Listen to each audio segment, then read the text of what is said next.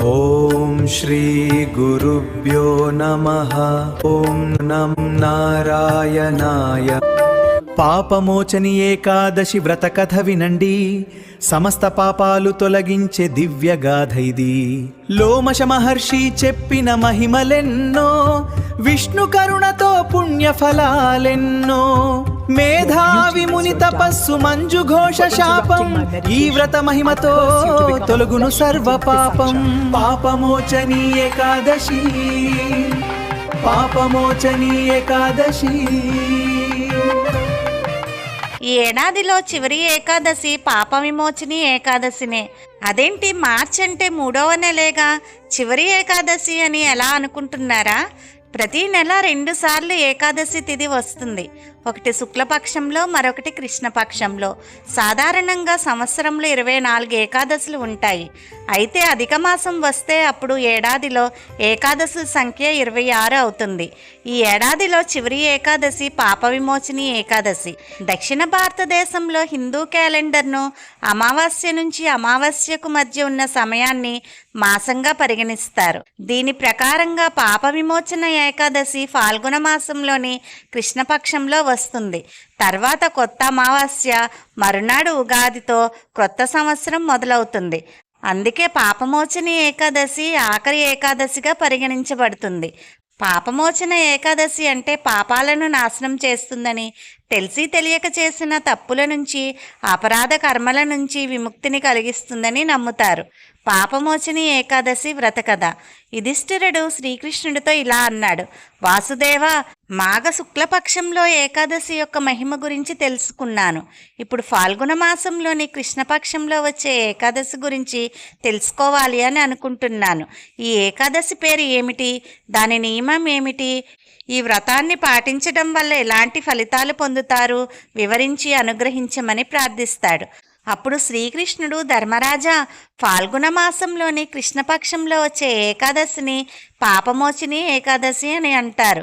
ఒకానొకప్పుడు భూమిని పాలించే రాజు మాంధాత ఇదే ప్రశ్నను లోమాస మహర్షిని అడగగా, లోమాస మహర్షి మాంధాతతో ఏమి చెప్పాడో ఇప్పుడు నేను కూడా నీకు అదే చెప్పుతున్నాను.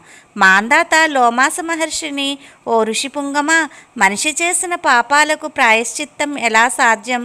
ప్రజలందరూ తమ పాపాల నుండి సులువుగా విముక్తి పొందగలిగే మార్గాన్ని దయచేసి మాకు చెప్పండి అని అడుగుగా, లోమాస మహర్షి, ఓ రాజా, ఫాల్గుణ మాసం కృష్ణపక్షంలో వచ్చే ఏకాదశిని పాపమోచని ఏకాదశి అని అంటారు. ఈ ఏకాదశి వ్రత ప్రభావం వలన మనిషికి సర్వపాపాలు నశిస్తాయి. తెలిసి తెలియక చేసిన తప్పుల నుంచి, అపరాధ కర్మల నుంచి విముక్తిని కలిగిస్తుంది. ఏకాదశిని భక్తితో ఆచరించడం ద్వారా ప్రతి జీవికి భూత ప్రేత బాధలు ఉండవని, వైష్ణవాలయాలను సందర్శించడం ద్వారా 1000 ఆవులను దానం చేసినంత ఫలితం వస్తుందని చెప్పి, ఇప్పుడు నేను నీకు పాప విమోచని ఏకాదశి వ్రత కథను వివరిస్తాను, శ్రద్ధగా విను అంటాడు.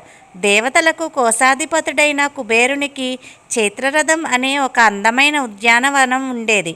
ఆ వనం నిరంతరం వసంత ఋతువుతో అలరాడుతూ ఉండేది. నిత్యం రకరకాల పూలు వికసించి పరిమళభరితంగా ఆహ్లాదకరంగా ఉండేది. అచ్చట గంధర్వులు, అప్సరసులు, కిన్నెర కింపురుషులు ఎల్లప్పుడూ విహరిస్తూ ఉండేవారు. ఇంద్రుడు ఇతర దేవతలతో ఆటలాడుతూ ఉండేవాడు. ఆ ప్రదేశంలోనే మేధావి అనే ఒక మహర్షి ఘోరతపము ఆచరిస్తూ ఉండేవాడు. అతను గొప్ప శివభక్తుడు. ఒకరోజు మంజుఘోష అనే అప్సరస ఉద్యానవనంలో విహరిస్తూ ఋషి యొక్క తేజస్సుకు, అందానికి ఆకర్షింపబడి అతనిని మోహించింది. అతని ఉన్నత స్థితికి దగ్గరికి వెళ్ళడానికి సాహసింపక ఆ ఋషికి కొంత దూరంలో కుటీరం ఏర్పరచుకుంది. ఆమె చందనము పూసుకుని సుగంధభరితమైన పూలమాలను ధరించి, చేతులు నిండుగా గాజులు ధరించి కూర్చుని వీణ వాయిస్తూ సమ్మోహనంగా గీతాలాపన ప్రారంభించింది. పూర్వం శివుడు కామదేవుని భస్మం చేశాడు. దానితో శివునిపై వైర్యం పెంచుకున్న కామదేవుడు ప్రతీకారం తీర్చుకోవడానికి వేచి ఉన్నాడు. అదే సమయంలో శివభక్తుడైన మేధావి ఋషి తపస్సును గమనించి తపస్సు భగ్నం కలిగించి తలపెట్టి మంజుఘోషను ఆయుధముగా ఉపయోగించుకోవాలి అని తలిచాడు. ఆ అందమైన అప్సరస కనుబొమ్మల నుండి విల్లును తయారు చేశాడు. ఆమె కళ్ళను తీగగా మలచి ఆమె చూపులను బాణాలుగా చేసి మేధావి పైన ప్రయోగించాడు. మేధావి యవ్వన వయస్కుడై మంచి దేహదారుఢ్యం కలిగి ఉన్నాడు. తెల్లని యజ్ఞోపవీతం కమండలం ధరించి అందములో కామదేవుడికి సరితూగేలా ఉన్నాడు.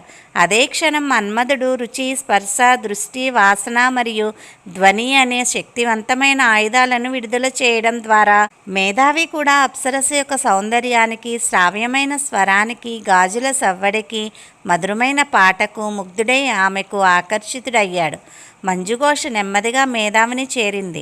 ఆ ప్రభావంతో మేధావి శివభక్తిని విడిచి పగలు రాత్రి తేడా తెలియక చాలా కాలం పాటు అప్సరసతో సరదాగా గడుపుతూ క్రీడిస్తూ ఉన్నాడు. ఈ విధంగా కొంతకాలం గడిచాక మంజుఘోష తన లోకానికి వెళ్ళడానికి మేధావిని అనుమతి కోరింది. అప్పుడు మేధావి, ఈ సంవత్సరమే కదా వచ్చావు, ఈ రాత్రికి ఆగి వెళ్దువు గాని అని అనగా భయంతో అక్కడే ఉండిపోయింది. అలా చాలా కాలం ఇద్దరూ కామక్రీడల యందు నిమగ్నమయ్యారు. మరికొంతకాలానికి మంజుఘోష ఋషి తన స్థితి నుండి పతనం చెందాడు అని గమనించి, ఓ ఋషి పుంగమా, నేను మీ వద్దకు వచ్చి చాలా సంవత్సరాలు అయింది, కాబట్టి ఇప్పుడు నన్ను స్వర్గానికి వెళ్ళనివ్వండి అని కోరాను. ఆ మునికి తాము గడిపిన సమయం కేవలం ఒక రాత్రిలో సగభాగముగానే తోచి, ఓ రూపసి, నా మాటలు విను, ఇది ప్రాతకాలం, ప్రాతకాల విధులు పూర్తయిన తర్వాత బయలుదేరుదామని చెప్పగా మంజుఘోష నవ్వి, ఓ ఋషివరా, మీ రాత్రి చాలా పొడవుగా ఉంది, నేను మీ దగ్గరకు వచ్చి చాలా కాలమైంది, ఇప్పటికైనా సమయం విలువ తెలుసుకోండి అని అంది. ఆ మాటలకు ఋషికి జ్ఞానోదయం కలిగి ఎంత సమయం గడిచిందో గణింపగా 57 సంవత్సరాల 7 నెలల 3 రోజులుగా తేలడంతో, ఎందుకు నేను నీతో 50 సంవత్సరాలకు పైగా గడిపానని ప్రశ్నిస్తూ ఉండగానే అతని కళ్ళు ఎర్రగా మారి నిప్పురవ్వలు వెలువడడం ప్రారంభించాయి. విపరీతమైన కోపం కారణంగా అతని ఇంద్రియాలన్నీ అదుపు తప్పాయి. ఇంతకాలం నేను చేసిన తపస్సు అంతా వృధా అయిపోయింది, ఇది నీ వల్లనే జరిగిందని బాధతో కోపంగా, నీవు మంత్రకర్తవు, ఒక పిశాచంగా ప్రవర్తించినావు కావున పిశాచంగానే నివసించమని శపించాడు. వెంటనే అప్సరస పిశాచంగా మారింది. భయకంపితురాలైన అప్సరస, ఓ బ్రాహ్మణ శ్రేష్ఠుడా, దయచేసి నన్ను కరుణించండి, మీ శాపాన్ని ఉపసంహరించుకోండి, నేను 57 సంవత్సరాలుగా మీతో ఉన్నాను ఓ ప్రభు, కాబట్టి దయచేసి నాపై దయ చూపండి అని వేడుకొనెను. మేధావి ఇలా జవాబు ఇచ్చాడు, నేనేమి చేయగలను, నువ్వు నా తపస్సులన్నిటినీ నాశనం చేశావు. నువ్వు ఈ పాపపు పని చేసినప్పటికీ నా శాపం నుండి విముక్తి పొందే మార్గము నేను నీకు చెప్తాను. ఫాల్గుణ మాసంలోని కృష్ణపక్షంలో వచ్చే ఏకాదశికి పాపమోచన ఏకాదశి అని పేరు. ఏకాదశి రోజున ఉపవాసం ఉండడం వల్ల ఈ పిశాచ శరీరం నుండి విముక్తి లభిస్తుందని చెప్పి మేధావి మంజుఘోషకు ఉపవాసం యొక్క పూర్తి నియమాలను వివరిస్తాడు. దీని తర్వాత అతను తన పాపాలకు ప్రాయశ్చిత్తం చేసుకోవడానికి తన తండ్రి అయిన ఋషి చవ్యుని వద్దకు వెళ్ళాడు. ఋషి చవ్యునుడు తన కుమారుని చూసి ఇలా అన్నాడు, ఓ కుమారుడా, నీ తపస్సులన్నిటినీ నాశనం చేసేలా నువ్వు చేసిన పని ఏమిటి?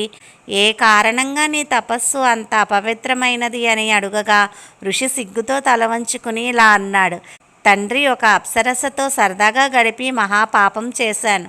ఈ పాపం పోగొట్టుకోవడానికి పరిష్కారం చెప్పండి అని అడుగుగా శవన మహర్షి, ఓ కుమారా, నీవు చైత్రమాసంలోని కృష్ణపక్షంలో వచ్చే పాపమోచన ఏకాదశి నాడు ఉపవాస వ్రతం చేసిన పాపాలన్నీ నశిస్తాయని చెప్పగా తన తండ్రి మాట విని మేధావి పాప విమోచన ఏకాదశి నాడు భక్తితో ఉపవాస వ్రతం చేసి తన పాపముల నుండి విముక్తి అయి పూర్వస్థితిని పొందుతాడు.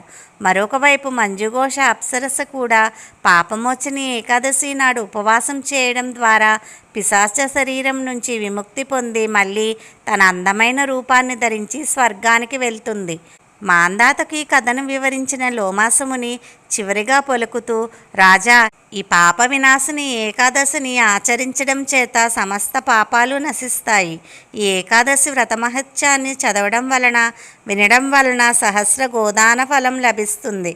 ఈ వ్రతము ద్వారా బ్రహ్మహత్య పాతకం, భ్రూణహత్య పాతకం, మదిరాపాన పాతకం, గురుపత్ని సంగమ పాతకం వంటి సకల పాపాలు సమూలంగా నశిస్తాయి అని అన్నాడు. జై శ్రీమన్నారాయణ. సర్వం శ్రీకృష్ణార్పణమస్తు. స్వస్తి.